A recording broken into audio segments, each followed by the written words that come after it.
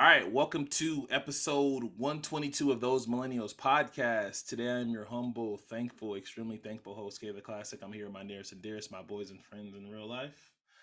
Rel's here with not so great internet, but he still took the time to tough it out and come on here. Rel, what's going on with you? How you feeling? How you doing? What's going on with you? What a great start. What a great start already. Playing substitute teacher again, are like the best six man of all time. Dustin's here. Dustin, how you doing? How you feeling? I'm feeling great. Excited for football season. Because the Cowgirlies came over to Denver for a joint practice. So, already talking cowgirls, Denver stuff. Love that. Love that. And Space is somewhere here in the spoon, in the moon, in the sky, doing stuff behind the scenes. All right. So first and foremost, I would like to say thank you. I know I always say this, but thank you to everybody that checked out the pod on YouTube. It's one of our most fastest watch views episodes so far. And we just want to give a big shout out and say thank you to everybody that checked out our content. It makes us want to work harder and continue to do this. I think I speak for everybody here that it means a lot to us that you guys actually fuck with our shit and rock with our shit. And we're gonna keep on doing this for you and trying to continue the content and continue the consistency. So first and foremost, so obviously we're gonna talk about the Irv Gotti interview. We're gonna save that towards the end. We're gonna talk about some Kevin Durant again. We just can't stop talking about Kevin Durant. Kevin Durant has made it a focus for some reason during the dead time of the NBA season to keep his name in the news. It's almost commendable if you really think about it. But first, like last week, since everybody enjoyed my not list, I'm gonna also talk about the stuff that we're not talking about on today's episode. Jarrell shaking his head. He did exactly the same thing on the last episode when I did my not list. All right, so first and foremost, and this one's for you, Real. We are not talking about Kim K and Pete Davidson's breakup on this episode. That is not happening. Let that man heal. Leave that man alone. Let who heal? Let who heal? Did Pete Davidson send a picture to Kanye saying I'm in bed with your wife? Let who heal? How long ago was that? Hey man, Ski died at 28. That's all I gotta say. Oh my god. Let who heal? If anybody needs healing, Kanye needs an apology. That's all I'm gonna say. Kanye needs an apology after the stupid little post he did? He needs an apology. For public embarrassment. Yep. I got my only thing is this, and I said we're not talking about it, but here we go. I like from a mile away, we knew this wasn't gonna last. Like, I'm gonna just keep it a buck. We should have put a bet on it, to be honest with you. She said she wanted kids, and he tattooed his kid. Yeah. So, you know how I knew? Once I knew that, how I knew this wasn't gonna last? When that viral video was going around, when Kim comes out and Pete's talking to somebody, sees Kim says, "Hey, babe, you want to hop in the shower with me?" The motherfucker was too excited to hop in the shower with his girl. Like, it was like, why are you so excited to hop in the shower with your girl? Like, huh? Like, you've already slept with her, and then we all know shower sex is overrated. I'm not the only one that. I mean, you can't really perspective on if you're like, getting down with his old lady like that. But I mean, he was too excited to hop in the shower. We all saw the video. He was way too hyped to hop in the shower. If he would have had newspapers in the hand, they would have went everywhere. He would have threw them everywhere. Through his phone. Fuck. Yeah. He was way too excited to hop in. Again, I understand it's Kim K, but like, watch out. All right, so we talked about it briefly. She going for her 6 ring like J-Lo. She has a cemetery of ex-boyfriends. Anyway, also, we are not talking about Devin Booker and Ja Morant being 98 overalls on 2K. Even though I have plenty of bars to talk about that shit. Because, what the fuck? I disagree. Hey, if they're ranked higher than Jokic, I don't know if I'm gonna buy it. Where the fuck is Giannis? Anyway, I think he's in the 99 club. No.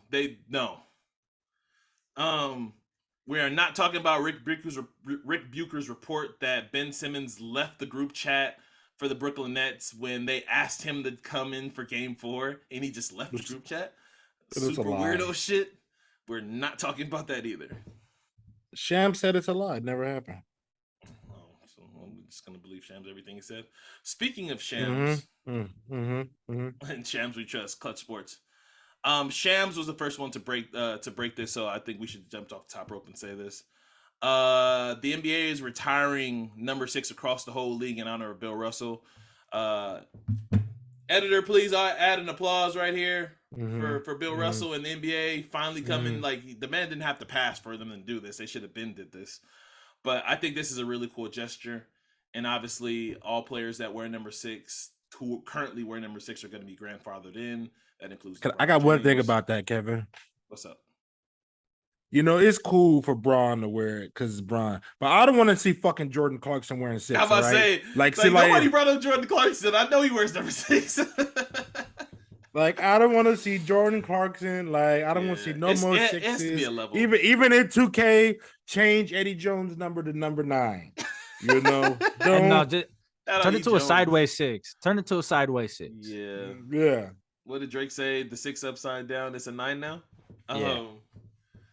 But yeah, I think that's a really cool gesture by the NBA. I just think it's, you know, it's one of those things that's like, okay, you have to wait for the man passes to do this. He was a pioneer. It was long overdue. Overdue, but you know, it's a cool gesture.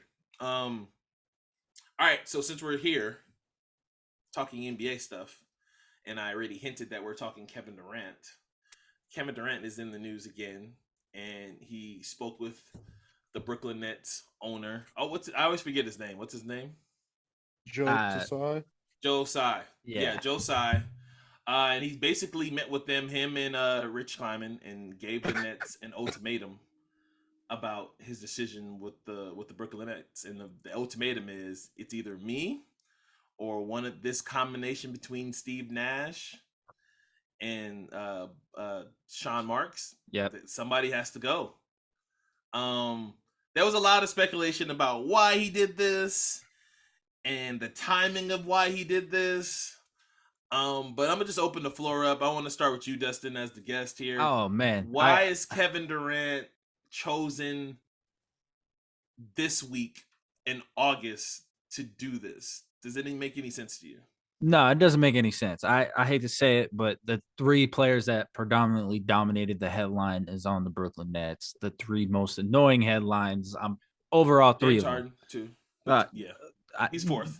And he's 4th. And that's bad if he's number 4. But I feel like he's just doing this to try to flex his muscle, to show how much more of the player empowerment movement is moving towards. And I hate to say this, KD, but aren't you the one that told him to bring Kyrie? Aren't you the one that told him to trade for James Harden? Aren't you the one that told him to sign DeAndre Jordan and start him over Jared Allen? I don't understand this. And like, if I'm the Brooklyn Nets, like at this point, you just gotta cut ties. Like I hate to say it, you got to cut ties. And like, it's to a point to where, you know, you did this, that for Kevin Durant, you did this, that for Kyrie, you did all these things. And like, is it worth the headache? Is it worth for you to, you know, not get out the first round this year, almost make it out of the Eastern Conference Finals? But like, it's not worth it anymore. It's not. And like, it sucks. Who else are you going to have play with Kevin Durant right now? Because Kyrie, he don't want to play. He doesn't respect Steve Nash. I mean, that's kind of disrespectful to go in his house and say, "Where's Kobe's MVP award at? I want to see it." So I mean, that's funny though, man. I don't care what anybody says. Oh, it is funny. I'm here for jokes. But I thought that's cap. No, that wasn't cap. That wasn't cap. They you don't think Kyrie would say that to Steve Nash? Bro, he doesn't respect Steve Nash. Rel, your thoughts on KD in his ultimatum for Joe Tsai? First off, when I first thought about it, I said, Kevin, this is the most bitch assness you could somebody could do. Like, as far as when I first thought about it, that was literally my initial thought. I thought, this is a bitch ass move. Like, this is why people are turned off by the league. And then I thought about it for a little bit. And I say, you know what, Kevin? You kind of got a point. I mean, when I came here, yeah, I mean, reports say he wanted Ty Lue over Nash, and yeah, he picked Nash or whatever. But I can get information and also change my mind. Nash is a fucking ball roller. He sucks. We know this. And the person who empowers him, Sean Marks, he's not gonna fire him. So Kevin say both of them gotta go. And I mean, yeah, he joined the roster. I mean, I don't the James Harden shit. I don't think he saw that coming. And I think nobody foresaw the whole COVID, Kyrie, and everything. Nobody foresaw that. But the Nets knew what they were doing when they were getting bad with Kyrie before this all even happened. So don't cry fucking wolf now when you did it, when you did the shit already. You knew what you were doing. You knew who you were bringing in. So I'm with Kevin Durant. Like, okay, cool. You're not going to trade me. If you're not going to trade me, get rid of the motherfuckers that, like, A, get rid of Steve Nash because I'm tired of him just rolling the fucking ball for 4 quarters, and get rid of Sean Marks because he don't know what the fuck he's doing. Wait. So I was with you until you said Sean Marks doesn't know what he's doing. I think Sean Marks put together a great team that, on paper, worked. If you're not thinking about personalities, and I know that's saying a lot. If you're not thinking about the temperament of players, what the team that they had worked, and it worked with the iteration when they had Harden. And it theoretically, because we haven't seen it yet, the Ben Simmons edition, the trade for for Harden theoretically can work as too, as long as Joe Harris is in the lineup. But let me just get back to this. I think now, so I think before this ultimatum situation, I think the chances, and I think we talked about this on one of these episodes, I just can't remember which one. I think that now it's not tenable to bring Kevin Durant back. I generally thought he would, like, him and Kyrie were like, there was a high probability they were going to come back during, training camp, and possibly just, because he's on a contract for 4 years. I think Kevin Durant was going to come back and play until they found a suitor of their liking, because Kevin Durant, everybody said it, and I remember Matt on your pod, Rel, and I agree with him. Kevin Durant just wants to hoop. He's not. I don't think he's. I mean, I could be wrong. I don't think he's the Jimmy Butler type where he's gonna burn the bridge and burn everything down and not play and just make it completely uncomfortable. I generally think that he wants to play, and he understands that he's 34 years old, that he ain't got a lot of time to be wasting when his team literally right now is still a championship team. If they all come back, theoretically, I don't think this is possible anymore. I don't think it's tenable. I don't think it's realistic. The team is a championship team. They're right there in the thick of things in the Western Conference, right there with Philly and Brooklyn and Boston. You can't really say that you can't say that when they got swept last year. Yeah, I'm talking about, but that's not. They didn't have Joe Harris, and they're gonna have Ben Simmons. I think. Hey, are we sure Ben Simmons is even gonna be playing? Again, I know, and I'm adding a lot of ifs and stuff, and it is what it is. But TJ Warren hasn't played basketball in 2 years. Okay, I agree with that. I didn't bring up TJ Warren yet, but that's a if you hit on that, that's an out of the park pick. Like, Sean Marks has created a hell of a team. Yes, he has. They just haven't performed. Again, Joe Harris was supposed to come back during the playoffs, and we didn't hear anything, and he just didn't come back. The Joe Harris thing has been really weird. So another shooter that's a defensive liability like Seth Curry? I don't think Joe Harris is that much of a defensive liability. Like, he's mid on defense. I think he's as good as defender, like when JJ Redick was in the league, where he was like, he's not gonna kill you, but obviously I think he's in that vein, but he's bigger than JJ Redick. He's not like Duncan Robinson, where the defense is non-existent. Miami Heat trade Duncan Robinson to the Lakers. Anyway, I think it's we didn't bring up Patty Mills, but like, the team is deep, like this is still a championship caliber, but like I said, I don't think it's tenable anymore. I think this was Kevin Durant and his business partner Rich Kleiman. I think this was their last attempt to try to get out of it and just like, yo, like I don't want to be here. I really think the Boston thing is getting realer, like because whatever the Nets have, whatever has been offered to the Nets, I think they're not getting a player better than Jaylen Brown. I think that's the best player that was quote unquote obtainable. I don't think it's particularly close. Because I don't think the Raptors were giving up Scotty Barnes. I don't even think that was a real thing. What about the Philly package of Maxey, Harris, Thibault picks? What about that package? I mean, that one's becoming more real because obviously I always forget to do this. We're recording this on the Thursday at night. There's been pictures of Kevin Durant and James Harden working out pretty exclusively. They've been hanging out a whole lot. But that can they've been working out too. Yeah, but maybe they're they're friends too. I mean, they were seen together at the Travis Scott concert in the UK. But I mean, at that point, are we just gonna speculate that anybody that like practices together or works out together is gonna be right? That's not the thing, but. Yeah, I mean, it was reported. I forgot from who, but I forget publications. But see, we're on our phones all the time.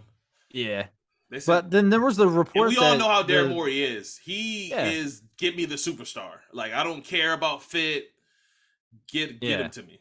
But you also there was a report too that they said that the Nets would want Joel Embiid, not Tobias Harris. So, smoke.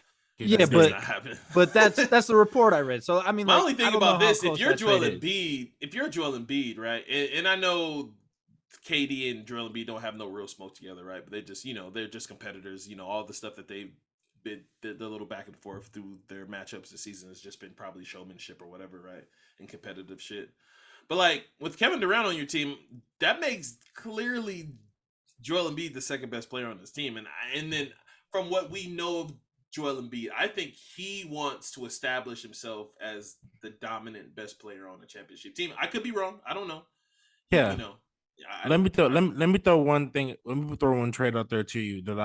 Why don't your Blazers get involved and throw Simons, Sharp? Trade Simons. Oh yeah, he just yeah. That's right. Never mind. I just thought, man. I just thought like I'm just thinking of like scenarios of teams. By the way, KD said multiple times he would never go to Portland because we passed on him. Yeah. Well, it's different if y'all sell Phil team to Phil Knight. He gonna give him that Nike money under the table. I know, but he said on multiple times on multiple podcasts where he was like they had their chance. I mean, he also said his favorite team was the Raptors growing up, and he laughed at him when he tore his kid. That's true.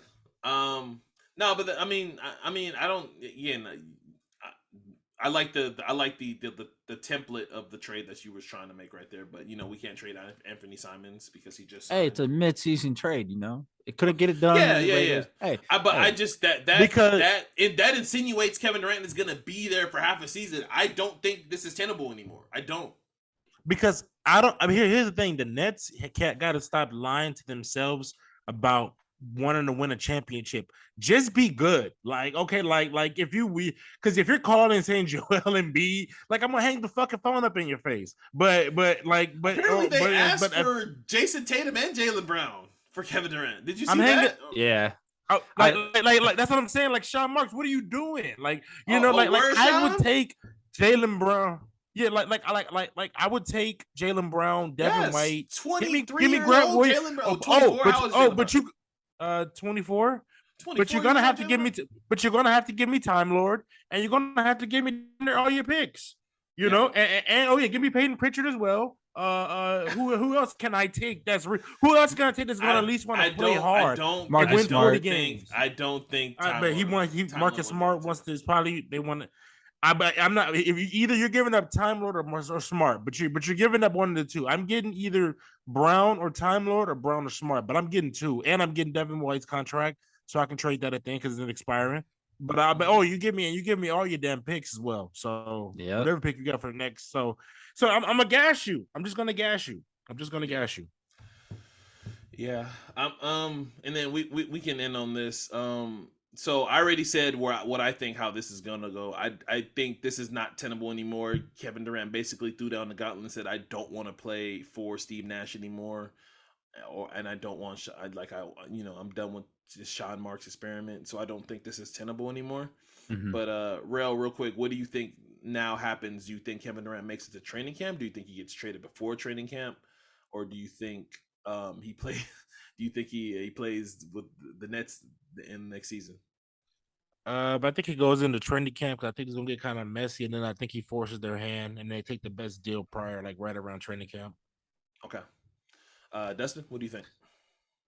I think building up to training camp, there's going to be this huge speculation if he shows up or not. I think he shows up, and I think he kind of pulls a Jimmy Butler, where I don't think he motherfucks anybody, but I think he just, is cold and does his own thing, and I think they deal him, or they say, all right, KD, you know what? We'll just let you sit for the rest of the year.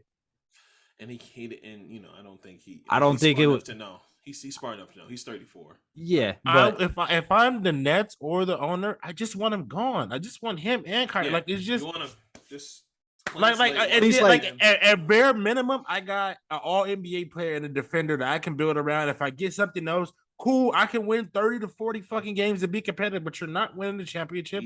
So just let that shit go. Yeah, I agree. All right, so we're done with Kevin Durant news. I want to talk about something kind of fun and actually been cool. So, excuse me. So the Wizards announced that they're bringing back the Michael Jordan 2000s jerseys, the classic white. Whoa. Hold on. You can't call it classic. It's only been 11 years. Why? Why can't I call it classic? MJ wore. What are you talking? They're classic.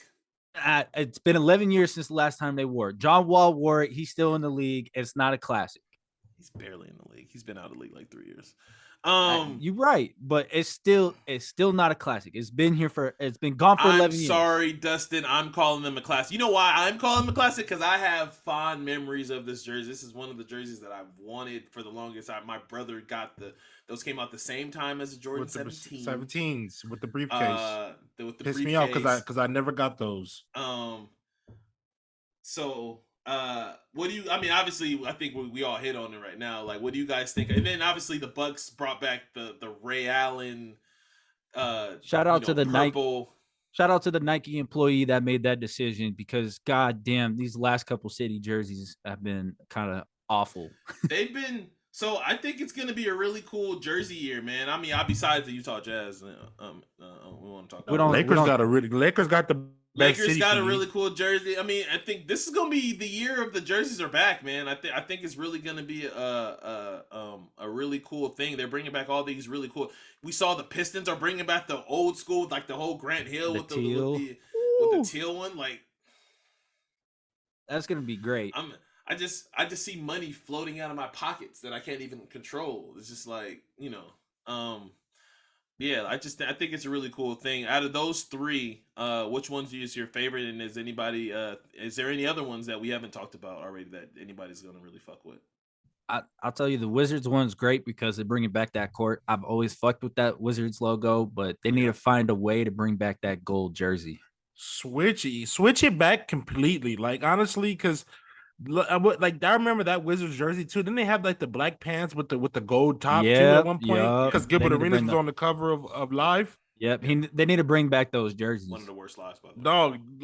Dog, those were one of my, not to cut you off, but those were one of my. They need to get rid of this red, white, and blue shit that they got. Yeah, I agree. I mean, they can sit them down for a little bit. Some like the Bullets ones are cool. I like those ones too. They mid. They're cool. But yeah, man, I think it's gonna be a really cool year for jerseys and let Dustin finish. I cut him off. I'm glad they brought back the court too. I'm glad they brought back the old school logo. I think that's what they should go back to. I agree with Rail on that. You know what I'm looking forward to? I'm looking forward to see what the Raptors are gonna be having as their jersey. If they bring Chris back the Bosh purple, ones or if they bring Vince back Carter out of ones? the, if they bring back the Vince Carter or the Chris Bosh one, it's an instant taking out the card and smacking it on the table. Take it, just take my money. Bro, those are the ones with rap on Yeah, it. you got the robot buzz going on, bro. I think he asked and said, "Are those the ones with the Raptor on the front?" Can you hear me now? Yeah. Yes, sir. Yeah. That's what I asked. Those Yeah. those are the older. Or are you talking about the purple ones that him and with the black back on it? That T-Mac that him and T-Mac wore together. Oh yeah, those ones are hard too. Hey, at I this don't think point, there's a bad Raptor either jersey, one. to be honest with you. They're all tough. Yeah. And then No, the obviously- camo one was pretty rough. I like the Warriors too. I like the Warriors run Camos. TMC. I'm looking at a couple right now. You know, home team. Rip City got the black with the PDX with the nice little burgundy. I'm not burgundy. I'm sorry, teal going on. I think those are sweet. Those are not really classic, but those are Mid. new. Those are new ones, hater. I just noticed these Suns when they got a teal situation going on too. I don't know what's going on with those. I don't know how that goes with the Valley and the Sun. Let me see the Suns one. Yeah. You know, the Suns need to bring back the old school Charles Barkley ones with the big sun swooshing across the chest. Those are tough. Those shorts, I've every time I try to go and I have a couple of dollars in my pocket and I want to go buy those shorts just to have those shorts, they're always sold out or they're not the ones that I want. Like I want the authentic ones. Dog, those are the best Phoenix jerseys. I don't know what the fuck the Sun Valley is, but it need to go back to the purple Jones that they used to have. Yeah, those is tough. All right, so y'all ready to get to this interview? Yeah. All right, so obviously to get the timing right. It's been 5 days since Nori dropped the Irv Gotti interview on the popular podcast / YouTube show Drink Champs, and a lot happened in the episode. A lot was going on, and we made sure I don't want to for us to because I listen to a lot of podcasts. A lot of the stuff that I was listening to, a lot of people just witnessed the clips of the episode. We made sure that everybody here at least watched a decent solid portion of the podcast. I watched the whole thing.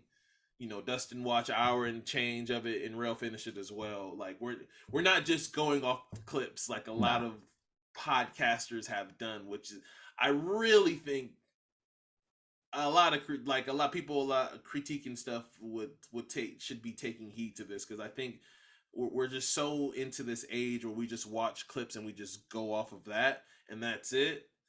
And a lot of times you can't sugarcoat the clips. You said what you said in the clip. Sometimes it is. But if I feel like in the Irv Gotti situation, I feel like you had to literally watch it. First and foremost, let me start this off. It was one of the most entertaining Drink Champs episodes I've ever watched. Like I started watching and I was in a situation where I was like I needed to pause it and I just kept on watching because Irv Gotti is so fucking entertaining. It was definitely I'm not even talking about when he got super super loose, but you can tell he's very compelling. I watched it. We've all seen videos and stuff of Irv Gotti before. That was him. That's who he's always been in videos I've seen. Obviously, he's been around for years, and he talked a lot about it. The stuff that everybody wants to talk about is him and his relationship with Ashanti. But Real, I'm gonna start with you, man. So I don't even want just your first thoughts of watching it.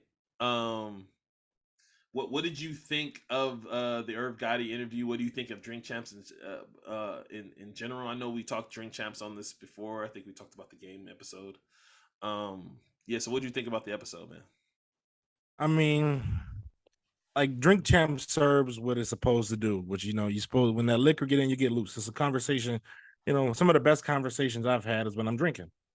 So it just fit. So it just fits. So I mean, and I get it. I mean, I don't know. I feel like when you ask people about their triggers, then you're gonna get questions. You're gonna get answers no matter where it's at. Like no matter what stage of your life it's at. Like if you have like even if you can come to grips with it and still be triggered by it, like it just. I guess I've learned you just got to be okay with those moments, and especially when you're drinking. Like people can't say like he's clearly not over it or he just harvest on it, but like no, he's alcohol induced. Like you know what I'm saying? Like maybe is he talking about this on a day-to-day basis?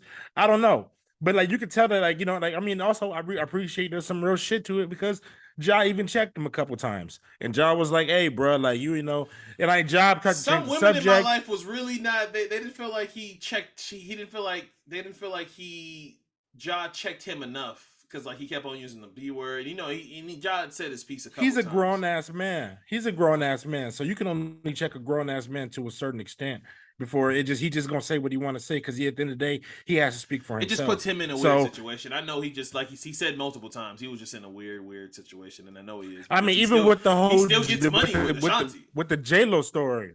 With the J-Lo story, even how he talked about Ja Rule tried to change the story a couple times. Then Ja Rule, like, I like Jennifer, like but he talked about the interview he did years ago where he referred to her as the B word, and because he was it just like I said, but like I have no issues with anything that he said in it. I thought it was a dope episode, and I think Drake's serving his purpose because you get some uncut shit. Like, but there was a couple of times where I don't know. There was a couple lines where it was like where he was like, all right, he was like, well, we was in the shower, I just got done making love, and then I heard the do, and I'm just like, that was hard. All right, bro. Like, no, I just didn't need. Was it a little TMI? Sure. Yeah, I mean because the difference is like you could tell that story and say, like, I was the inspiration for the song "Happy." Like, we were just at the point of our relationship, and then it just came to me one day when I was in the shower.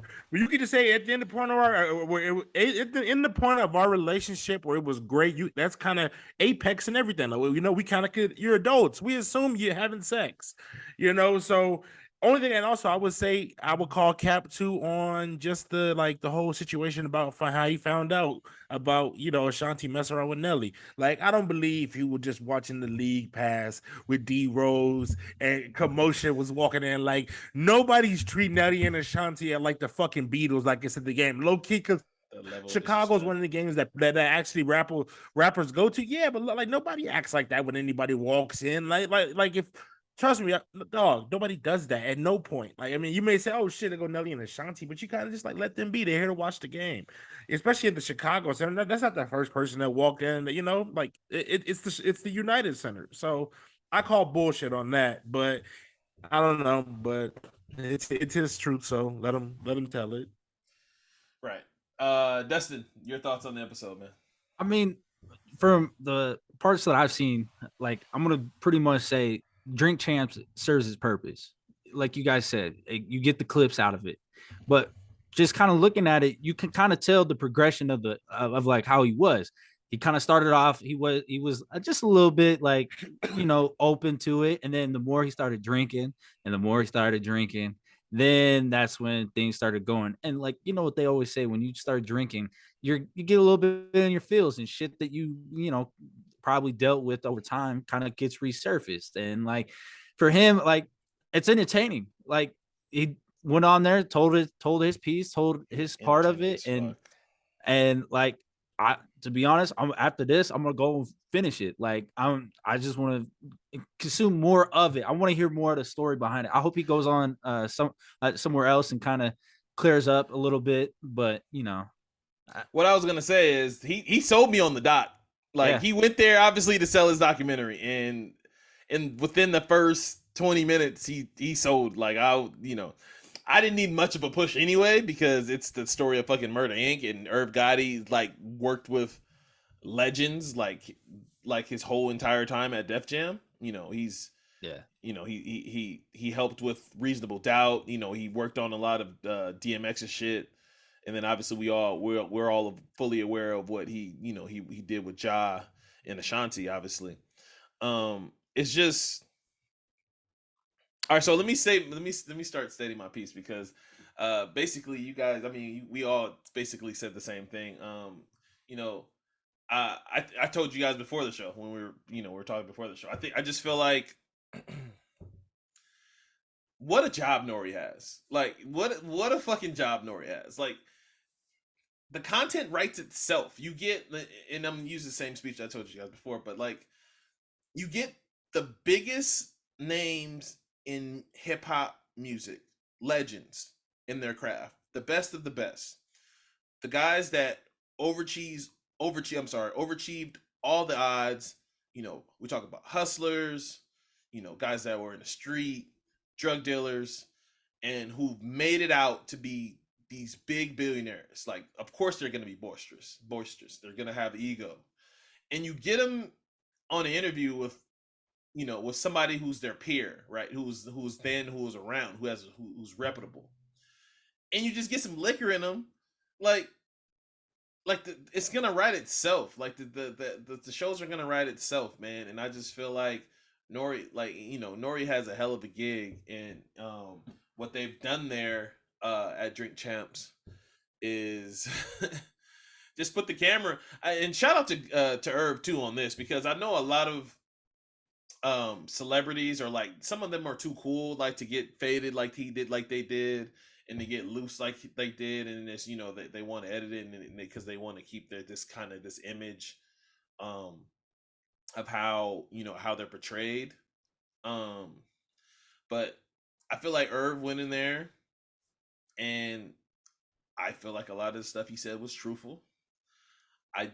This again, don't kill me on this. This is just me, outsider, checking in and believing what I saw.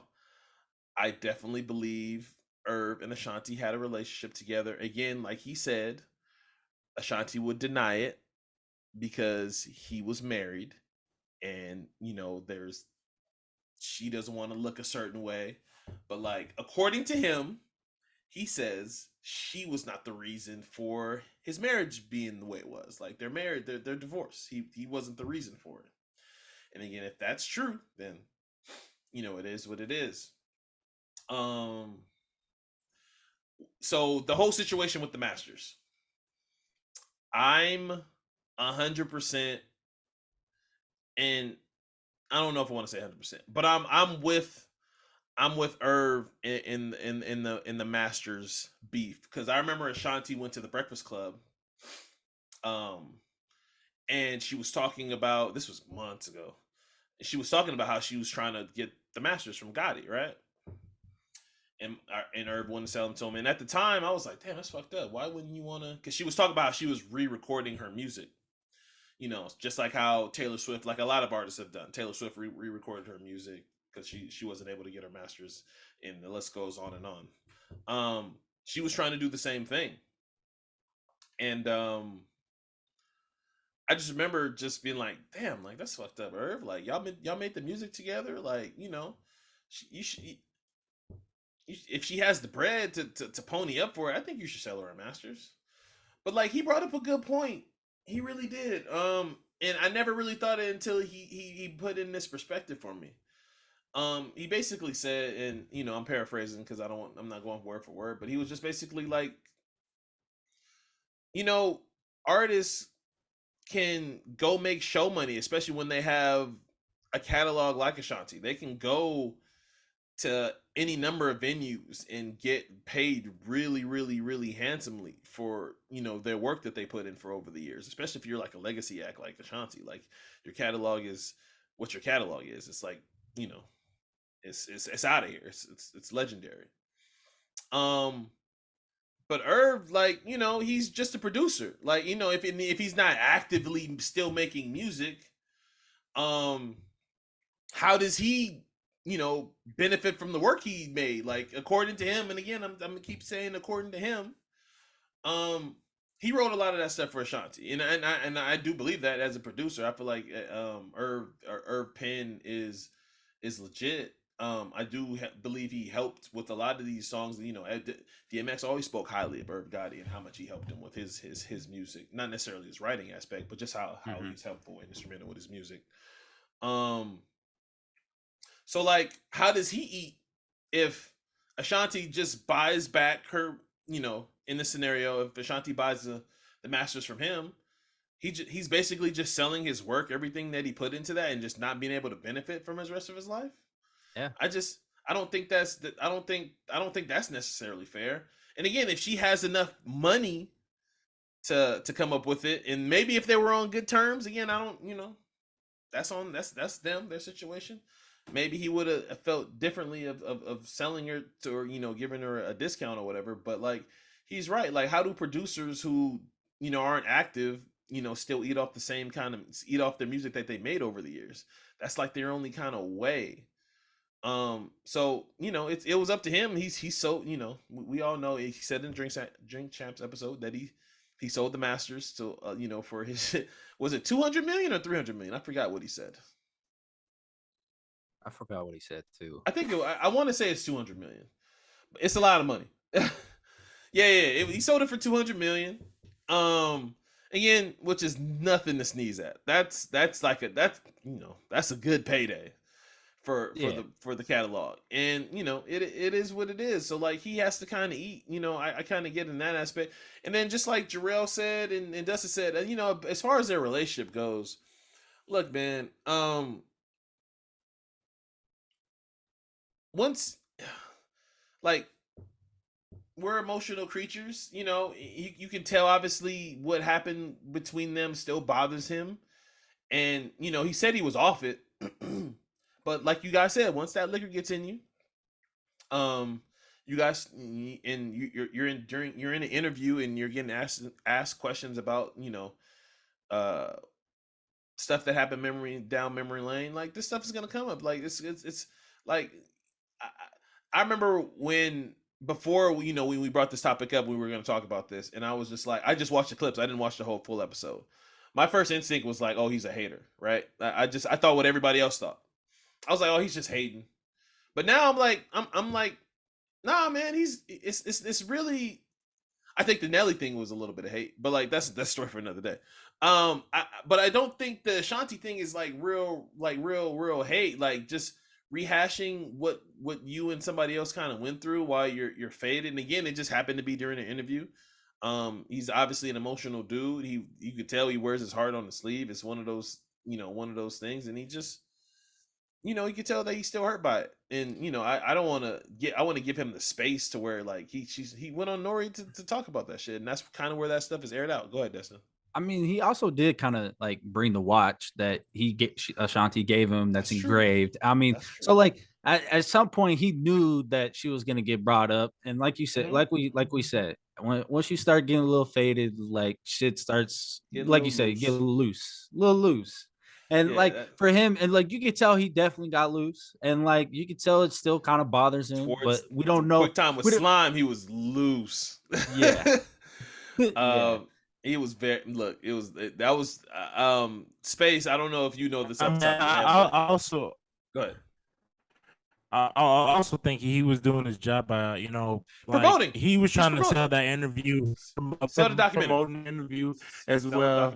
And also, I want to watch it. And like when he was talking about like some of the Ashanti stories, I was just saying to myself, this is serving its purpose, basically. Like this is promoting it because I kind of want to tune in now. Yeah, so I did.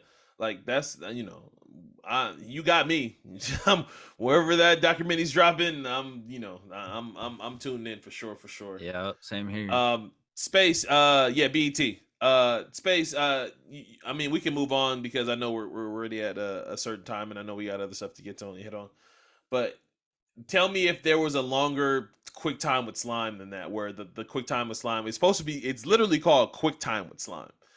I feel like that episode was like the longest iteration of Quick Time with Slime because Gotti kept on talking about other shit. He just and then I was like, what the fuck? Where the fuck Steve Francis come from? Yeah, Steve Francis just randomly pop out. They tell a story about Steve Francis during Quick Time with Slime.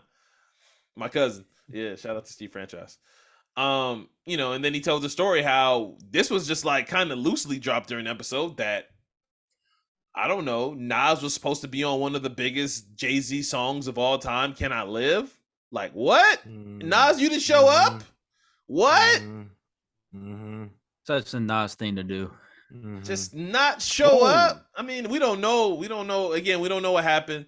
But like now, like Nas still had that thing on him at that time. You got to put that in perspective. Now, like this is 80 I'm something. like, now that he said that, I'm like in my head, like, what does that sound like? I almost wish he didn't say that. But you know, it is what it is. Does anybody have anything else to say before we move on to our question segment? I think also too that I think his biggest I think his biggest issue with Nelly. Oh, go ahead. I'm sorry.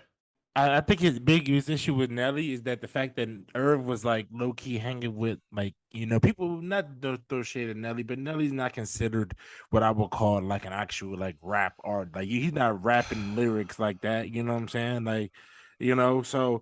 Right. I think that's what kind of made it, you know, issue, you know, that he's Love God is kind of a legend, you know, and that I think that's kind of it's more of an ego thing than anything.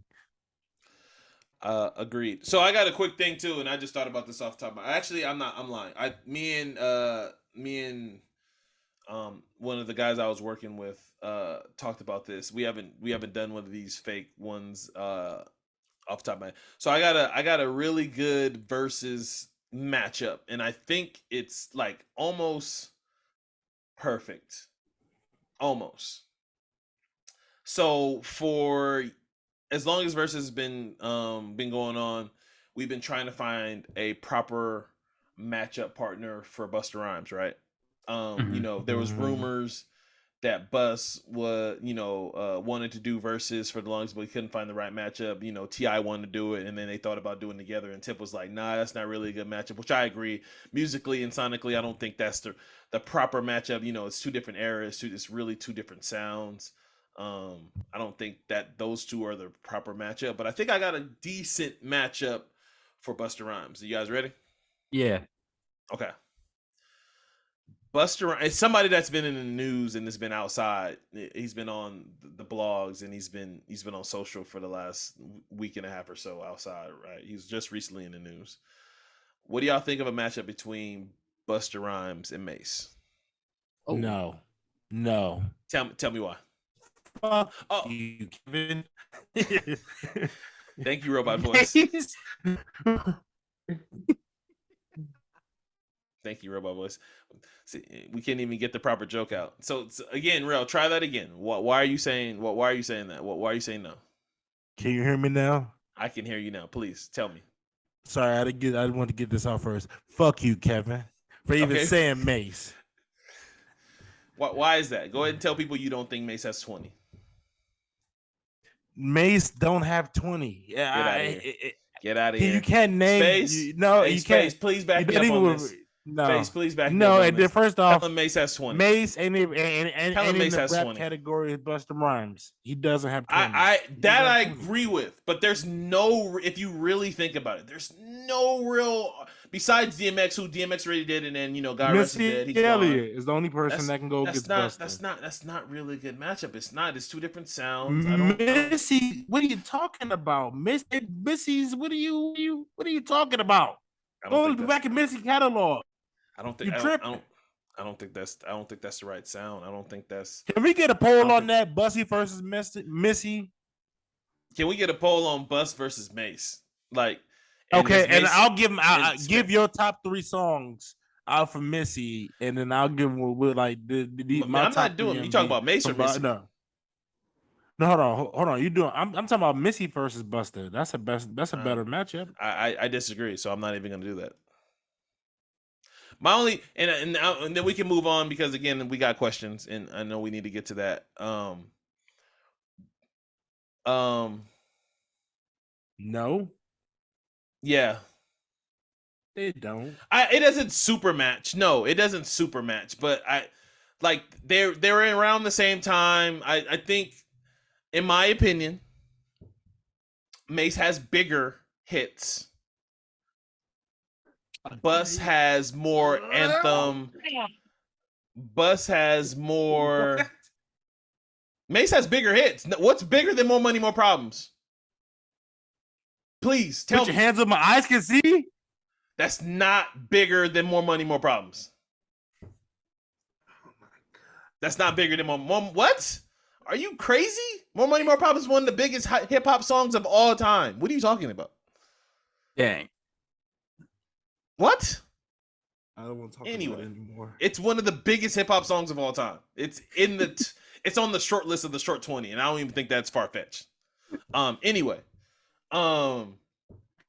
yeah. So, Space, if you're ready for some questions, ready to go. We have not seen these questions at all. They were curated by Space. Oh, hey, And, I do gotta say, I did submit one question. I Okay. did submit one. Okay. So I have no idea what's gonna happen here.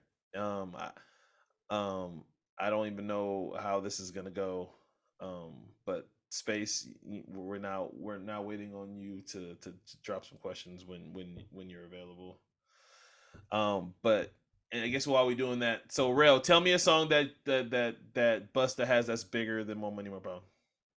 Okay, so the first question's here. Never mind. So hold on. Who is single on the podcast? Not I. Not I either. Jarrell, and let me answer for them. Jarrell and Jessie are single on the podcast.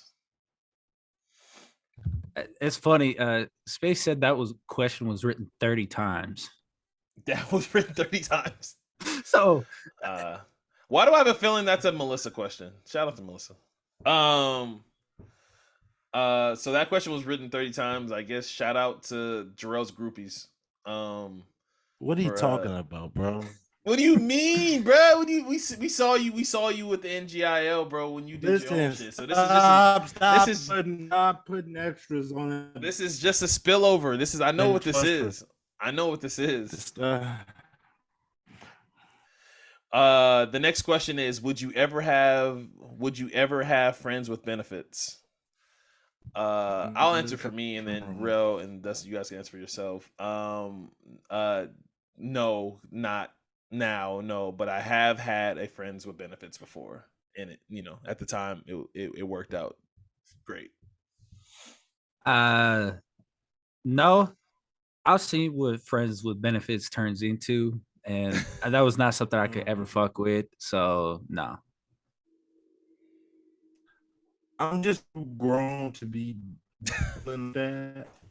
So I mean, out of here, man! I swear to God, I'm too grown. You gonna you let me fucking answer and turn. Listen, if you're gonna do it like this for the question, I'm just not answering any more questions. I'm not gonna ask any more questions. Okay. All right, can I go now? Yeah. But yeah. Please go. You're paused. Okay. You're doing robot stuff again. Okay. Next question. Do you got a sneaky link? No. I'm gonna answer no again. Nope. Jarrell, do you have a sneaky link? Basically the same question. Yeah, it's basically the same question. What's the question? Do you have a sneaky link? No. I think he said no, I do not. Before the robot took over. No, you don't? Okay. Who is the most the next question is, who is the most toxic person in the group? I'm not answering that. Why? Some bullshit. That's why. Wait, say that again? You gonna say some bullshit? That's why. I'm just not gonna answer that. I don't think that's fair. I'm gonna answer it for myself. Go ahead. It's me. Some of my takes are kind of personal, and like, yeah. I'll say myself. Drew, who's the most toxic person in the group? I think it's Kevin. Okay, good answer, man. Good answer. I don't even know how to properly answer this question. Some of our listeners are just Drew. And you busy this weekend? What was the next question? How was this for me? This is for Jessie, bro. This is why he on the podcast. Oh, he knew this was coming. This all makes sense now. This is for Jessie, bro. This ain't for me. They've been wanting to get these questions off ever since Jessie went on that one pod where he took off his shirt, right? That's what happened. Yeah. And am I busy? Am I busy this? No, I'm not busy this fucking weekend. I just be chilling by myself. Oh man. Any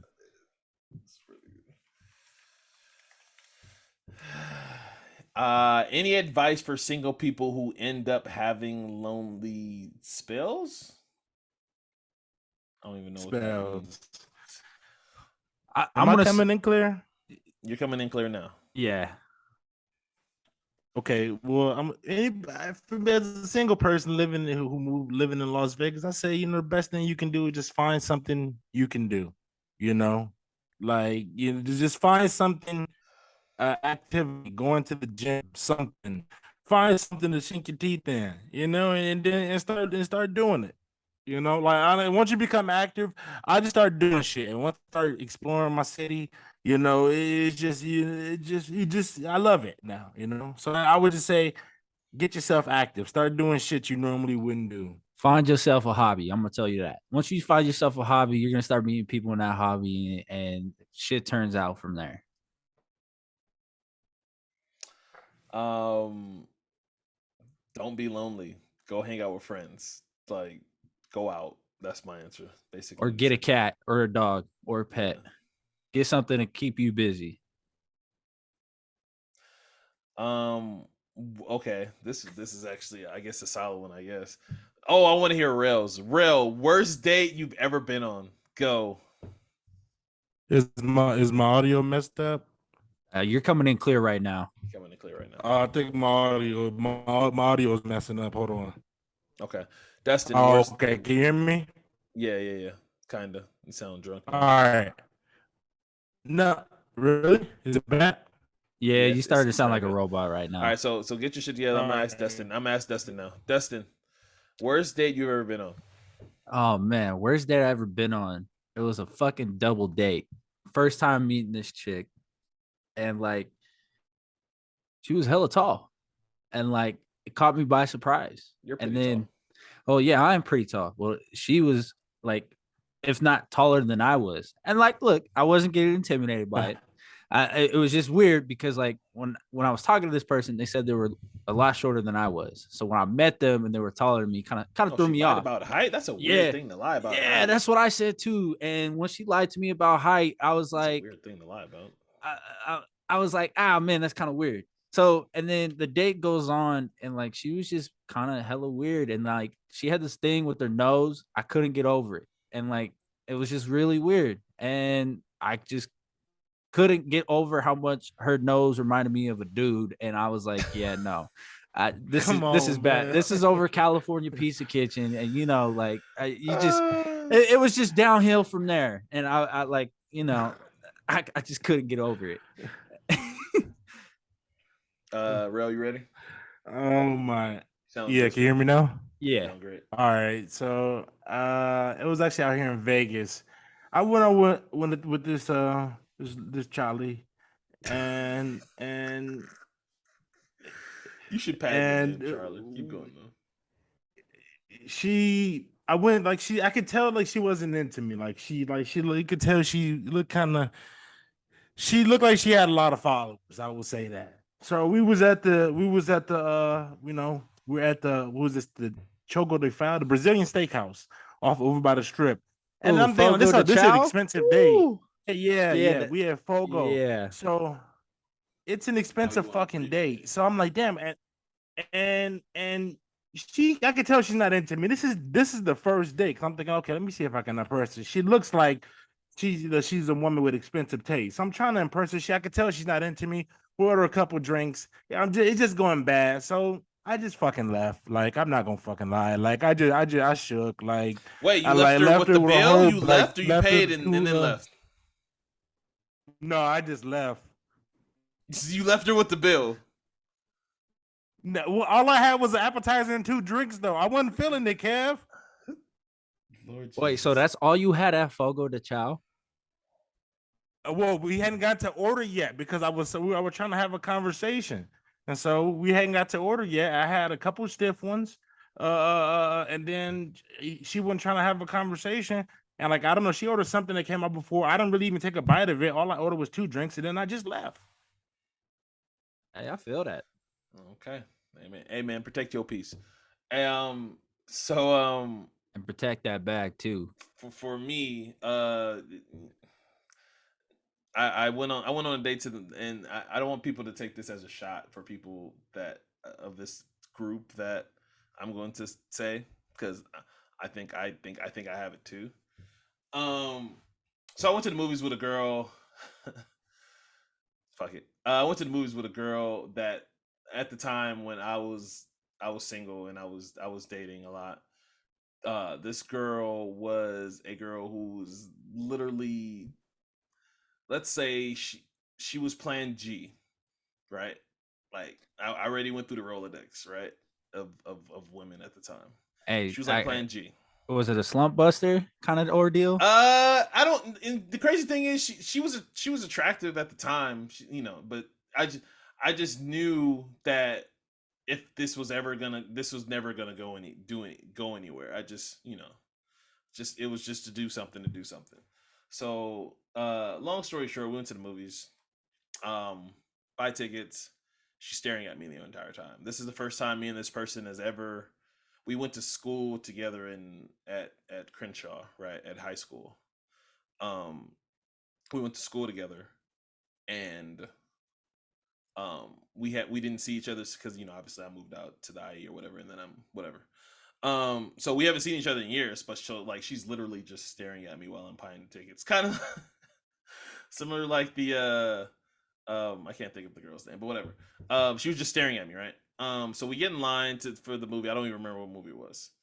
And I'm not, I'm trying to keep the conversation smooth because like she's just staring at me. So I finally just work up the courage and just asked her, like, why are you staring at me? She was just like, I just can't believe you're here.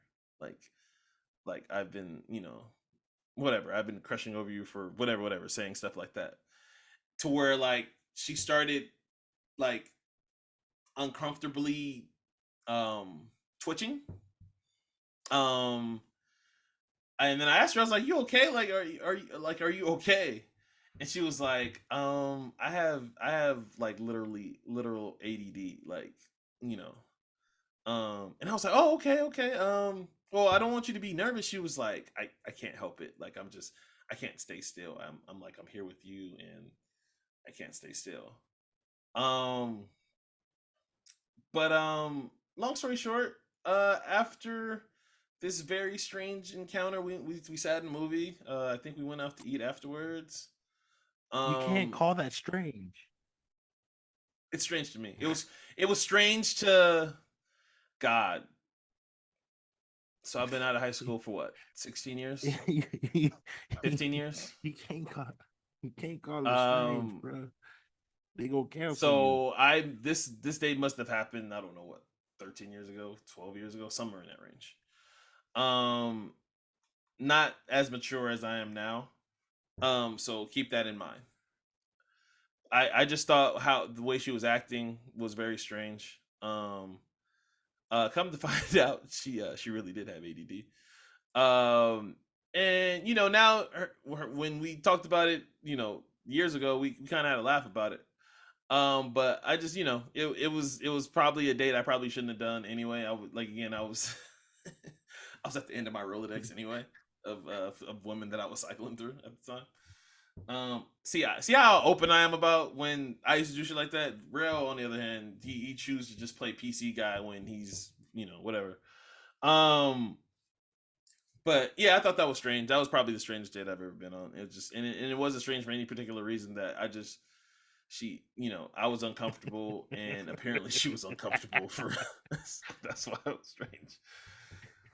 So yeah. All right. So next question is, I know space has started work. How tall are you? I'll answer me. I'm 6'2". Real. How tall are you? Probably about 6'1". Oh, did Space ask me how was the box? I didn't kiss that girl. I didn't do anything to that girl. I don't know if that question was for me. I did not. Oh, that was not for me. Oh, okay. That was real that asked that one. Oh, okay. I didn't. I didn't kiss. I think we held hands. End of it. Anyway, I thought it'd get more wet or something. Nah, man. You know. Have you ever done skinny dipping? No, not my kind of thing. I don't like being cold. Not my thing. I'm 6'2". Skinny dipping, I did one time in Colorado. That shit was wild. Never again. We'll do it again. Okay. Rail, how tall are you, and have you been skinny dipping? I'm 6'1", and no, I've never been skinny dipping. Okay. Biggest regrets. I got a lot, so I'm not even gonna answer that. That's not a question. But go ahead, Rail. I don't want to answer that. I think this question striked out because I don't have any regrets. Because I feel like if you regret something, like you didn't learn from it. And you're I don't just want to holding give a on to PC it. answer. I'm like legit being real. I don't. I want to get into what I have to say is gonna because then we got to get DeLoreans and shit. We would be here all day. Hey, it's gonna turn real. No. And then I would need a therapist afterwards. I need to call my therapist afterwards. Why don't you have females on your podcast? You know, the funny thing is, we once had a female co-host on this podcast who, Here we go. He's about to piss me off. You about to piss me off. Really good at podcasting. You about to piss me. You about to piss me off. She's, why do you answer the question that way? Why do you answer the question that? What do you mean? What am I talking about? Why do you answer the question with that dog shit answer about once had a female? That's a dog shit answer. We once had a female. Okay, yeah, we once had a female, but we can have females on the podcast. Yeah, yes, there's true. A fucking like there's a moratorium on some shit like that. That's true. You always go to my shit every fucking time. Who went to your shit? I didn't go to your shit.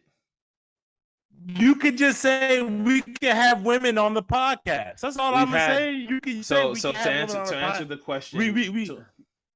To answer the question, we've had a female host on this podcast. That's what I was saying, and I was giving her flowers because she deserved them. And we have had women on this podcast. We've had Linnea, my best friend, and we've also had Iman on this podcast numerous times. Also on Jarrell's podcast. Now, what you're saying is, should we have more female people on this podcast? I, for myself, am always down. In the season 1 of this podcast, my girl was on this pod talking sneakers with everybody on this podcast right now. Yep. We had, a monthly sneaker wrap up, but we're gonna need a female on here because this is my last one.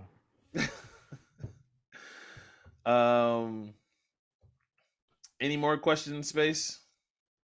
Or is it time for Millennial Thoughts? I don't know how long we're running now.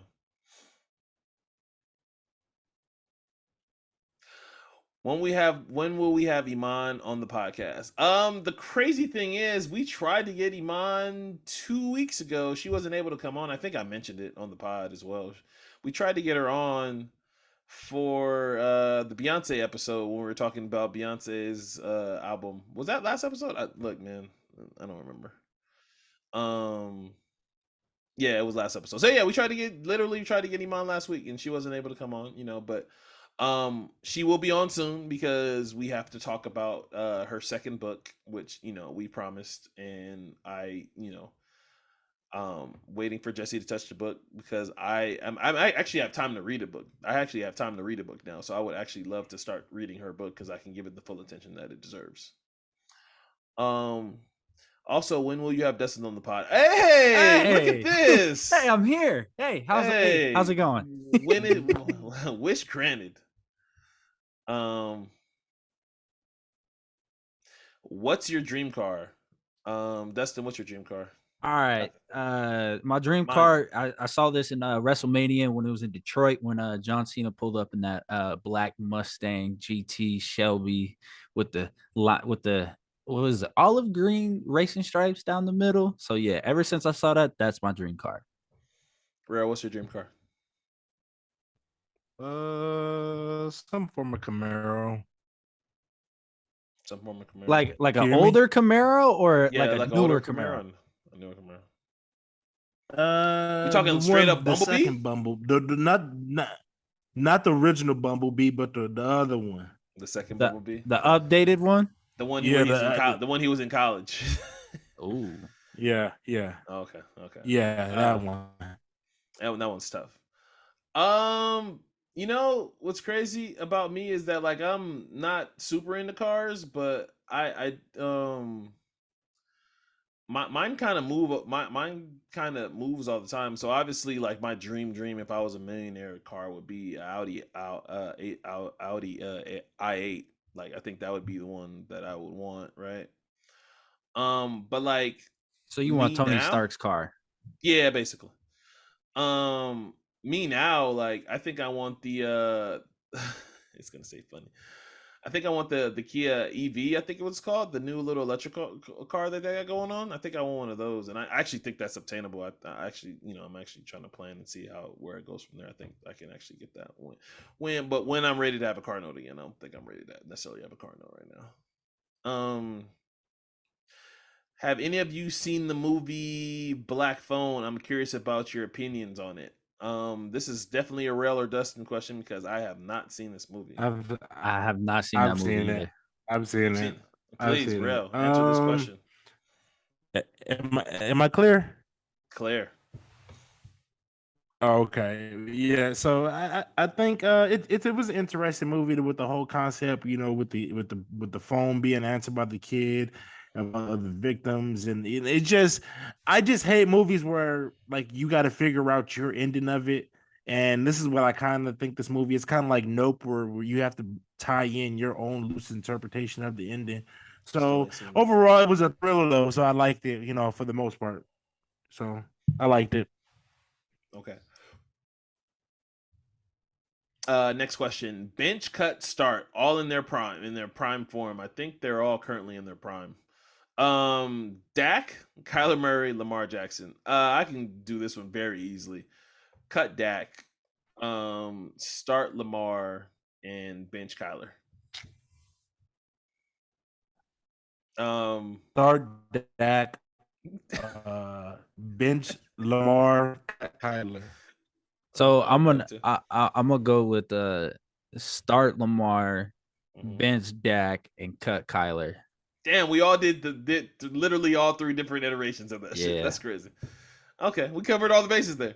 We all feel differently about all those players. Who are you more tired of hearing in the media, Kyrie or KD? It's KD now. Actually, no, it's Kyrie. Kyrie was in there longer. KD's just kind of like been in the media since like the end of the NBA season. It's probably still Kyrie. For me, anyway.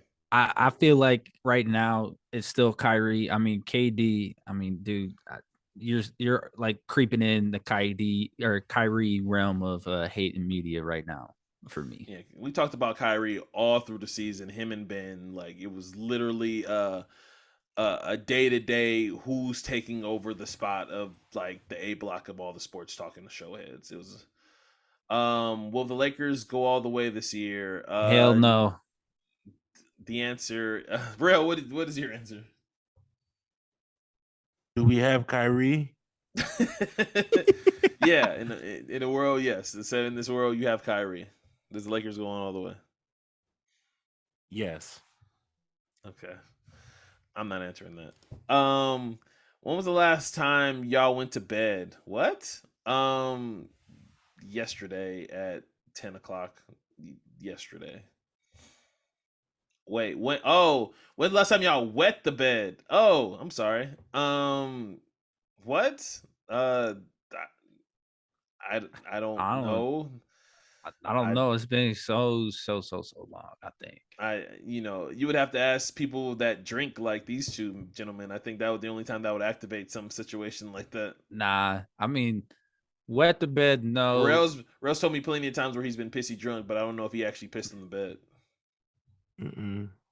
Nothing but bad. I pissed on myself. So yeah, Rail's pissed on himself.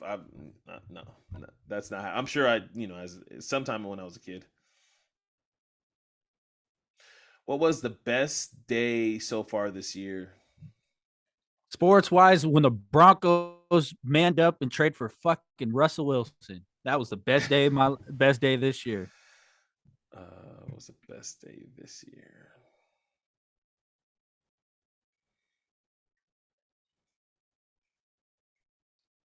That's Bro, all do you I have got. one? Because I have to think about it. I don't. I'm gonna talk about one of our last, but this has probably been like literally one of my worst years of my entire life. But I'll talk about it on another episode. Further down I was the about line. to say this is a pretty the low point for my life. So And I don't want to mean to take it dark there, but but I'm like legit. I always try to be honest as possible on this podcast, but this is probably like one of the hardest, worst years of my entire life. But I'm here. So I don't have an answer for that right now. What have you gotten detention for? What have I gotten detention for? Laughing in class. Everybody knows my laugh is kind of loud and infectious. If I wasn't joking, I was laughing, and I remember getting detention in school for just having my laugh being the distinct one out of the crowd of everybody laughing. Anybody else? I got detention for smacking my friend while messing around in like middle school or in elementary school. But other than that, I mean, it's not nothing big. Rel? Ooh. No? Okay. If Teslas are such good cars, why don't we ever see celebrities driving them? Actually, we do. We do. Issa loves her Tesla. Issa Rae. Issa Rae loves her Tesla. I mean, internet celebrities love that fucking car. I mean, every internet celebrity you watch on YouTube or Instagram, they all have one. Yeah, they love. Somebody else I frequently watch has a Tesla. Last question: who is the best basketball player on the podcast? This guy right here. I'm retired, so it could be any of these guys. It's right here. I just need to bring up 21 again and just remember. I'm retired.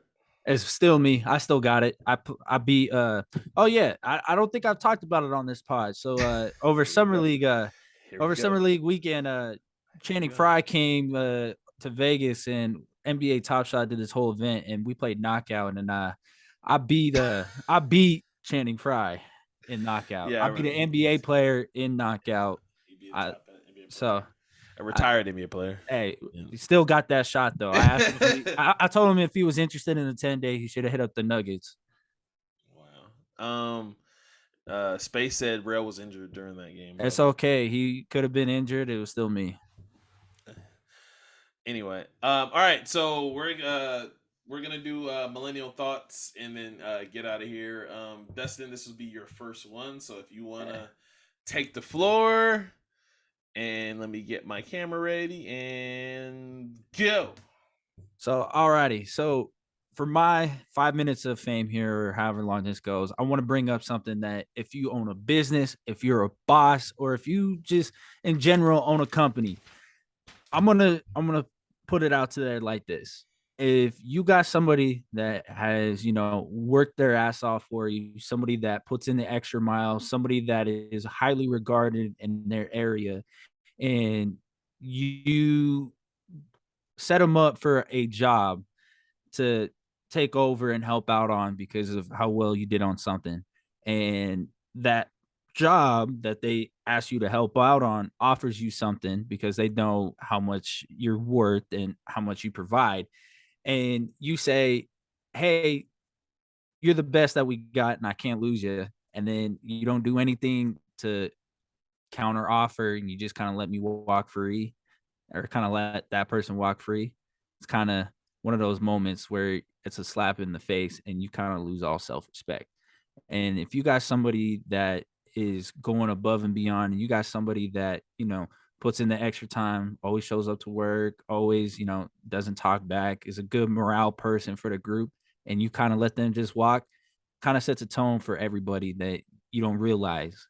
It's kind of like the cohesion of the group and kind of the culture that you have there. And when you let that person walk out, kind of makes a lot of people upset and makes a lot of people, especially the person that you let walk away, kind of think about like, do they really have my back that whole time?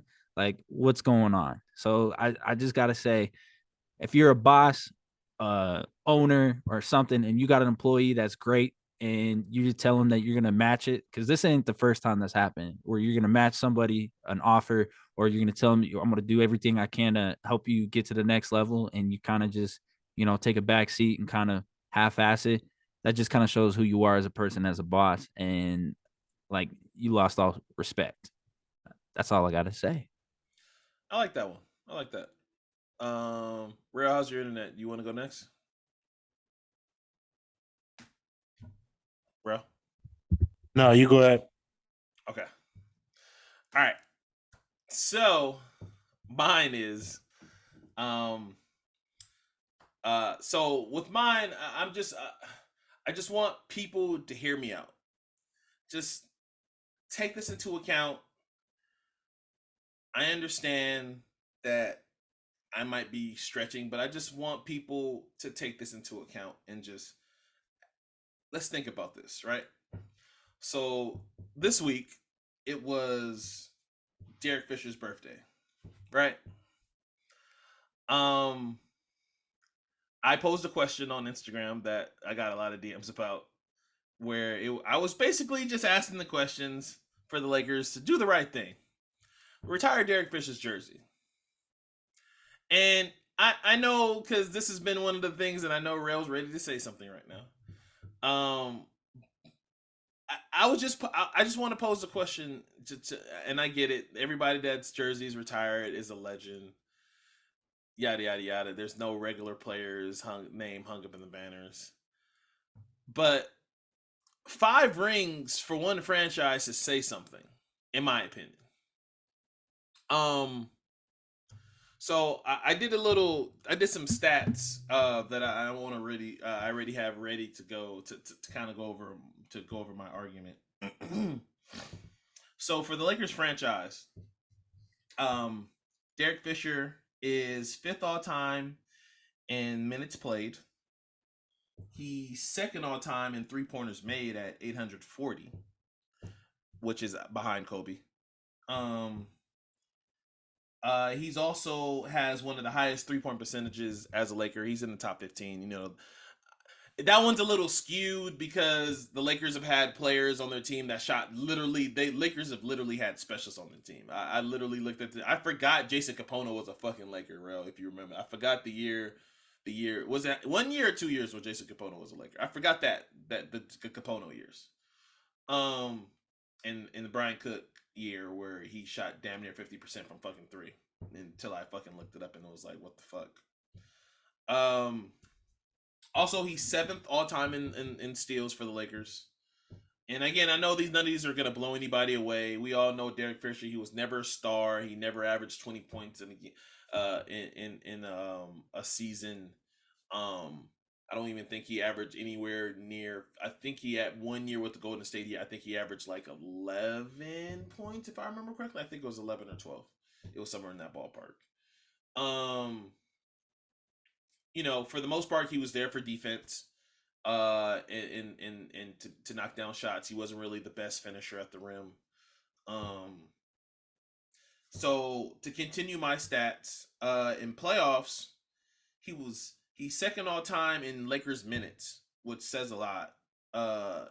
He's 2nd all time in 3-pointers made for the Lakers at 219 for playoffs for 3-pointers made.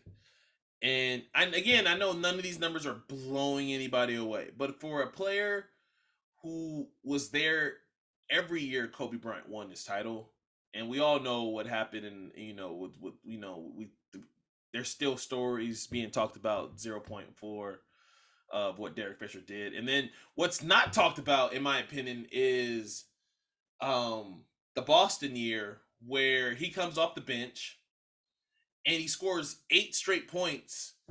A lot of them attacking the rim, if memory serves, and he gives the Lakers a lead to before they can win. I don't remember if it was game 3 or game 4, but it was one of those critical games where the series was kind of in the balance and they kind of needed to win.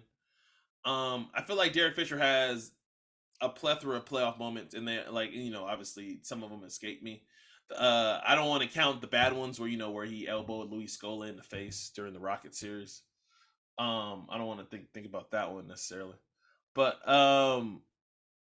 I just want to pose the question why. So the Lakers are if I remember correctly, the Lakers are retiring Paul Gasol's jersey this season, right? Does anybody fact check that? I think they are, right? Rel, do you remember that?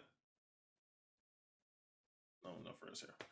I think they're retiring Paul Gasol's jersey this year. I think that's true. It is. It's confirmed. Yeah, I think they're retiring Paul Gasol's jersey this year. Which is not saying, which is saying something, because Paul Gasol is a Laker great. He's one of, they don't win those titles without Paul Gasol. But I just want to ask the question why. A man who literally he's played on multiple teams, but he's literally known as a Laker.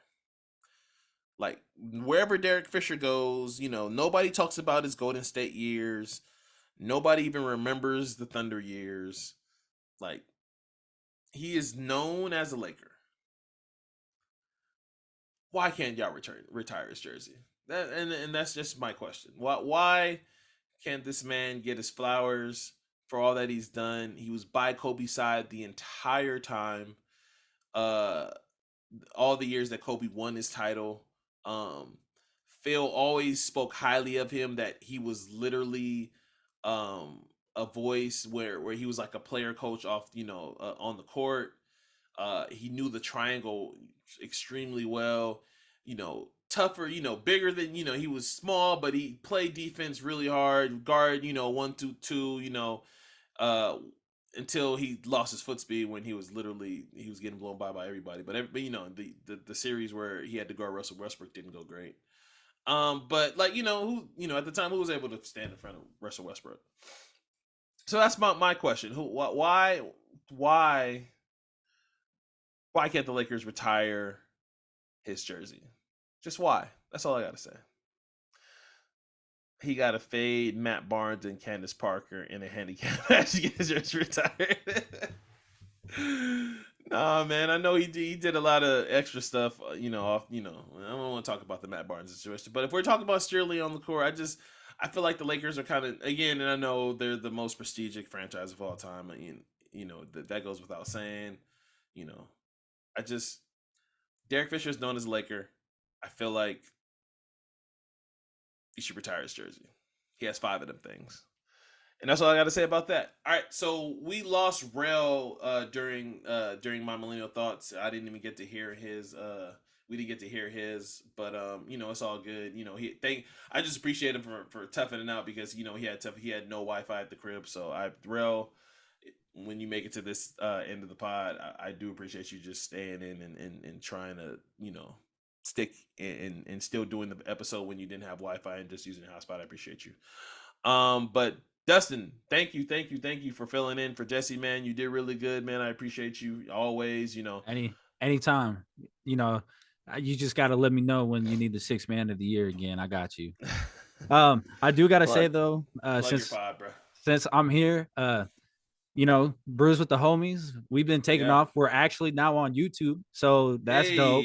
That's fire. So we got the whole setup going. You can finally see all of our ugly mugs on there. And we started a new series. It's called Bite. That's the abbreviation. It's beer in 10 episodes. So we kind of do a little deep dive in specific beers, and then on our main feed, we're getting back to what we do best, where we just shoot the shit and then drink a lot of beer and tell a lot of stories. We do got a lot of cool things in the works right now.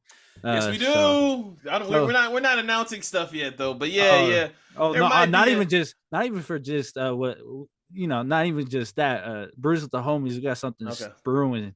We Oh, got okay. we got something brewing to where we could potentially have our own beer by the end of the year.